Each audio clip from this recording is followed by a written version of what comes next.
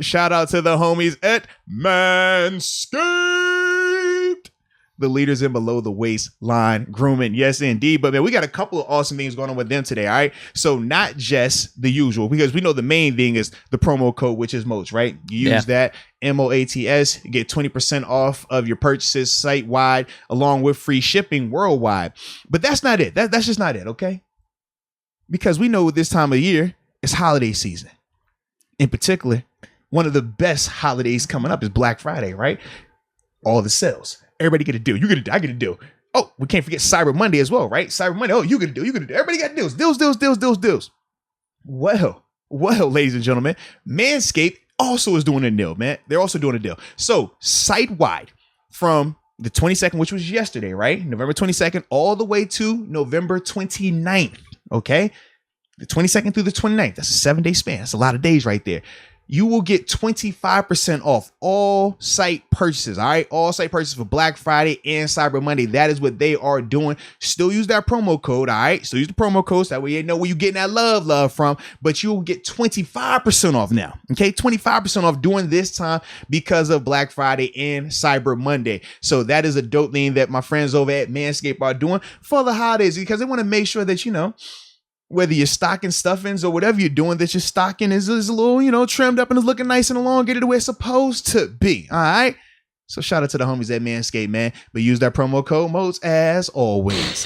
Black and Martyr. Morning, everyone. Time to go to Mars. Anyone else feel better after this L than after the tie with Detroit? Whoa, that's an interesting theory. I thought the offense played well, and that made it sting a little less. Hashtag here we go. That's an interesting theory, because right after the game, as we're walking back to get our Uber, I was telling you, dude, listen, I'm only taking pauses away from this. I think this whole game's a huge silver lining with how the offense played. Our defense absolutely sucked, but I'm not saying what else do you expect? Because, you know what, they made some nice stops here and there, but I think we all knew the defense, it was going to be struggle. It was going to be an uphill battle, missing 3 of our top 4 defensive players. So, yeah, for us to almost steal that game, to be up 37-34 and then eventually lose it. But I mean, I came away from that game feeling a lot more positive. The only problem is now our record's 5-4-1 as opposed to it being 6-4-1, which would have helped us. That's the only, or 5-5. 5-5. What are you talking about? Oh, the Lions game? Yeah. I just felt way more down about that Lions game. I felt like we really should have won that. I felt like we should have won this one being up 37-34, but I just think missing all those dudes, even on offense, missing Dotson, there's a lot more positives to take away. No, I liked it, man. I don't feel, I guess, better about this game compared to the Lions game, just because in the end it was a loss, whereas the Lions one was a. And that's what I'm talking about with the record. It hurts our record. All right, so I'm like, I get the feel good part of it, but the result was still a loss. So I'm going to have a little bit more, you know, reservation about it. But as a whole, though, I do like the way that we responded. Because going into the game, we clearly had a ton of adversity, right? We know that Ben wasn't available all week in practice, or essentially the past 2 weeks with the COVID situation. The amount of injuries to key contributors on defense. You talk about Minka, TJ, Joe Hayden. You can make a case those are 3 of your top 5, top 10 players on the team as a whole, and you're missing those guys. That'd be like, you know, on offense, if you didn't have Ben, Claypool, and Najee. Like, you're going to see a significant drop-off. Even though other guys are stepping up and playing hard, it's going to be a significant drop-off. So I did think that. But I thought in all 3 phases, man, it was inconsistent at times.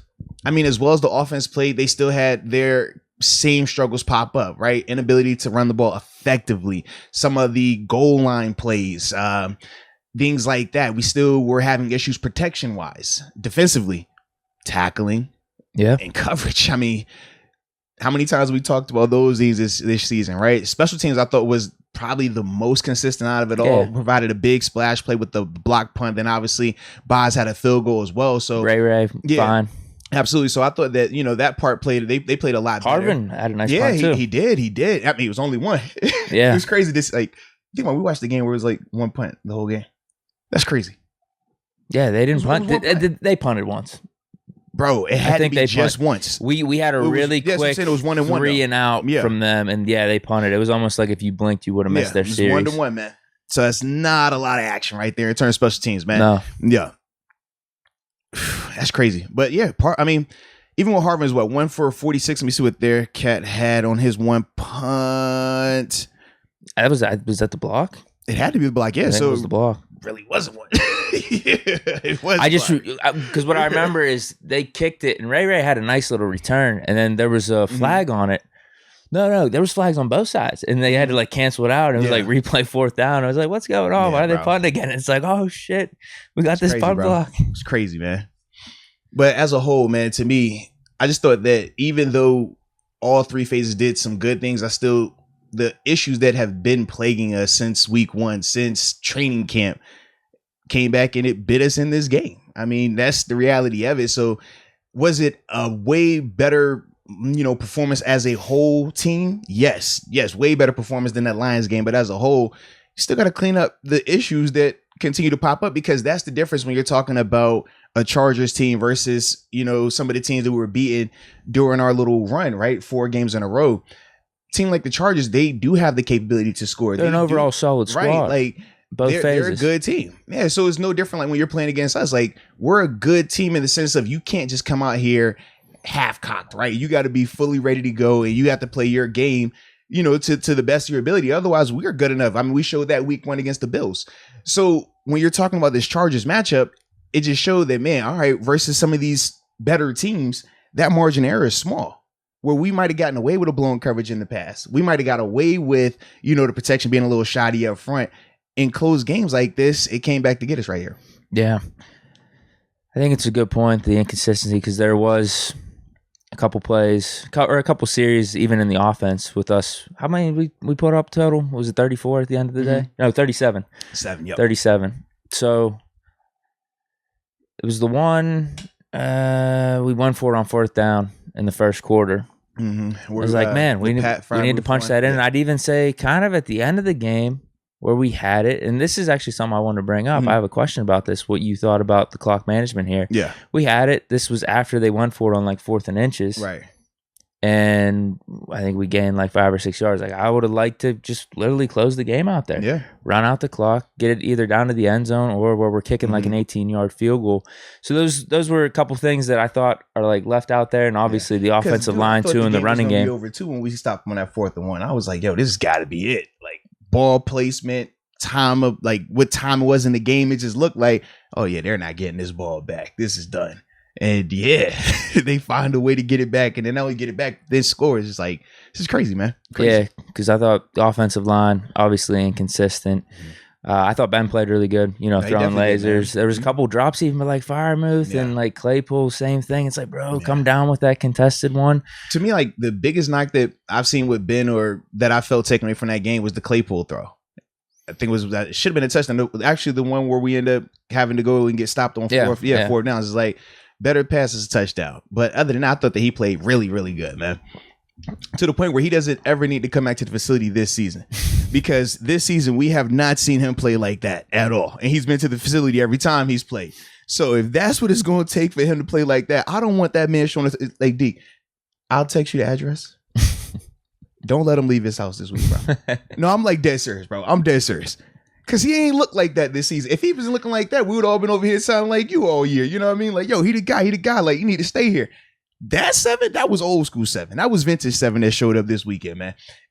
I don't know. Like I said, maybe he has to virtual learn, or maybe it's the COVID. I don't know. But whatever, we need to bottle that up and keep having that, because, yeah, that is championship. That can win it all for us. If he's playing like that, that'll get it done. 2022 QB1, and I expect but like I said, this play to continue. It's got to be like this, because it ain't look like this. It ain't look like this at all this season. It hasn't even been close to that this season, man. That right there was like, that's the 7 that we know. That's the 7 that when you speak of, that's something I think you be thinking about all the time. That performance right there was special, baby. That looked good. But yeah, dude, I going off their comment a little bit, that like there are a lot of pauses. I just think we really need to get healthy. Yeah. The thing that kills us, the thing that it's hard to say whenever you're talking about like feel better about a loss versus a tie, is that we're at this part of the season now. Our next 2 games, Bengals, Ravens, it'd be nice to have this win going into those 2, Yeah. But we really need to get healthy. We really need to get healthy on defense, I think, because we can manage the dots and loss on offense, and it looks like we're we're almost like firing on all cylinders. Think of these past like 4 or 5 games, even with the offense been, 0 interceptions throughout the league. So yeah, I get what he's saying with the comment though. No, 100%, man, 100%.